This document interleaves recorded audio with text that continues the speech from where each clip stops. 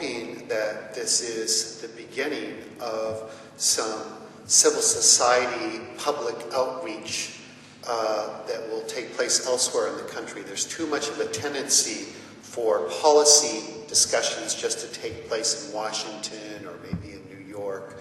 We need to have these discussions everywhere in this country. In particular, I'm going to talk about international frameworks for cooperation. Now let's talk about what's needed in the areas of climate protection and nuclear abolition. We need to respect and effectively use international law and institutions.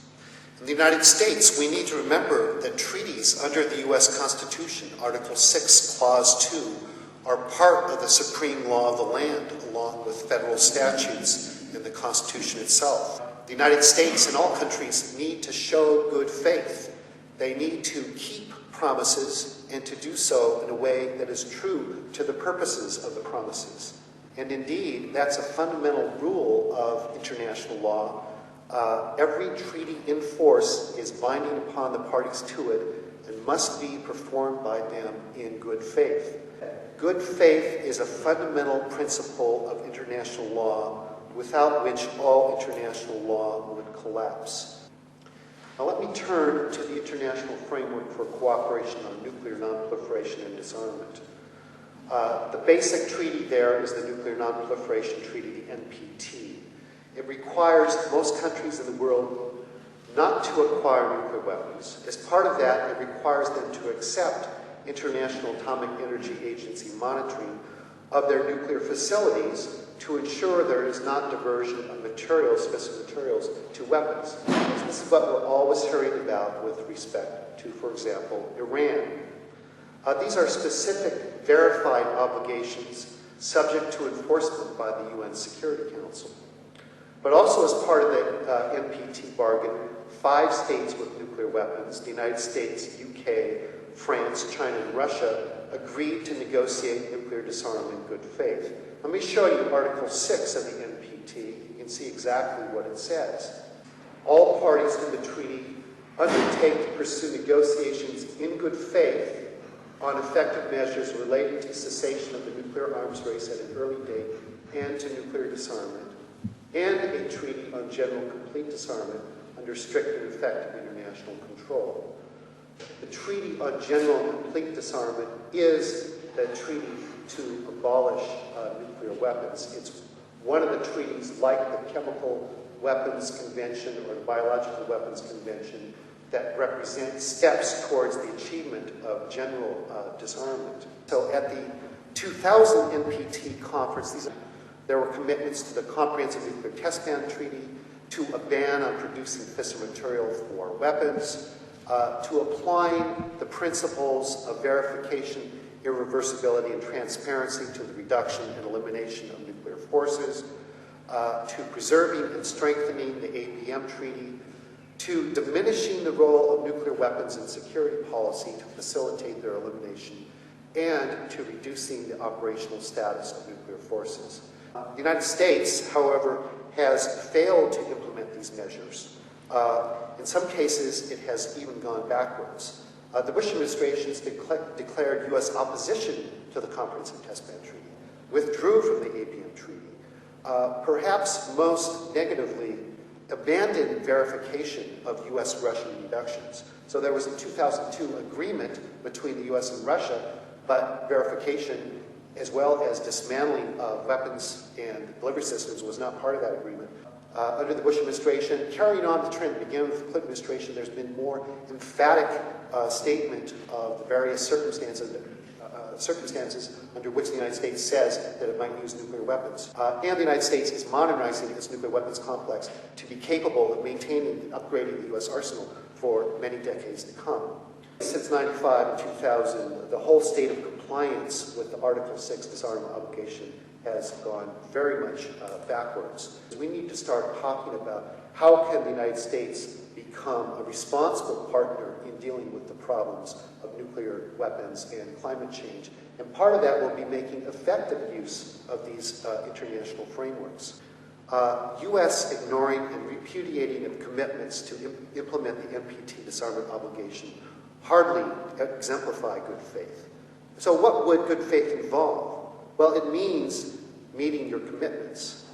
Beyond that, it also involves some requirements with respect to the conduct of negotiations. In 1996, the International Court of Justice, the judicial branch of the United Nations, released an advisory opinion on nuclear weapons that had been requested by the UN General Assembly. In that opinion, the court said that the threat or use of nuclear weapons is generally contrary to international law, most centrally the requirement of not inflicting indiscriminate harm in the course of conducting warfare. But the court went on from that point and offered unanimously an interpretation of the disarmament obligation of the Non-Proliferation Treaty. There's an obligation to bring to a conclusion negotiations leading to nuclear disarmament in all its aspects. Negotiation of reduction and elimination of nuclear arsenals is an obligation of all countries, certainly the United States. What would good faith involve in such a context? Well, Judge Bajawi, who, as I said, was president of the ICJ in 1996, said general principles are as follows. There needs to be sustained upkeep of the negotiation, awareness of the interests of the other party, a persevering quest for an acceptable compromise. Well, are we seeing any of these things in U.S. behavior in negotiations on nuclear weapons? No, and the main reason is there are no negotiations on nuclear weapons. So how can you implement this obligation of negotiating nuclear disarmament if you aren't even negotiating the reduction, elimination, and other measures? But this is the sort of attitude the United States needs to display in the nuclear context and also in the environmental context. There are other requirements of good faith negotiation.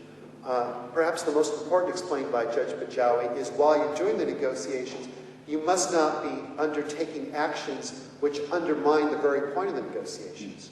So if you're negotiating for nuclear disarmament, you should not at the same time be planning and preparing for maintenance of your nuclear weapons complex and your nuclear weapons arsenal for decades to come. But that's exactly what the United States is doing. So why should nuclear weapons be abolished? Well, Steve Starr just gave us some very visually compelling reasons why nuclear weapons should be abolished. I want to look at it from the perspective of international law. When the International Court of Justice, made its strong statement of the disarmament obligation, it was clearly moved by the risks posed by the weapons. It was clearly also moved by the need to move beyond the conclusion it had reached about the general illegality of threat or use of nuclear weapons. The court was inspired by the example of biological and chemical weapons treaties, which universally ban possession and the use of those weapons. And the court said, essentially was saying we need a similar treaty in the context of nuclear weapons. The court referred to the debilitating effect that legal possession, more or less legal possession of nuclear weapons by only some states, has on the international order and international law, and therefore the capability of the world for effective cooperation. Here's what the court said. In the long run, international law and the international order are bound to suffer from the continuing difference of the views with regard to the legal status of weapons as deadly as nuclear weapons. Said it is consequently important to put an end to this state of affairs. The long-promised complete nuclear disarmament appears to be the most appropriate means of achieving that result. Nuclear disarmament is needed not only because nuclear weapons pose totally unacceptable risks, it's also needed because an equitable global order in which nobody has nuclear weapons is needed for effectively managing the other great problems faced by the human species. The current two-tier regime with nuclear haves and nuclear have-nots does not give rise to a viable global political and legal order. So if we're going to effectively tackle climate change, other threats to the environment, poverty, disease, and so on, we need to eliminate this two-tier system along with eliminating nuclear weapons themselves. Thank you.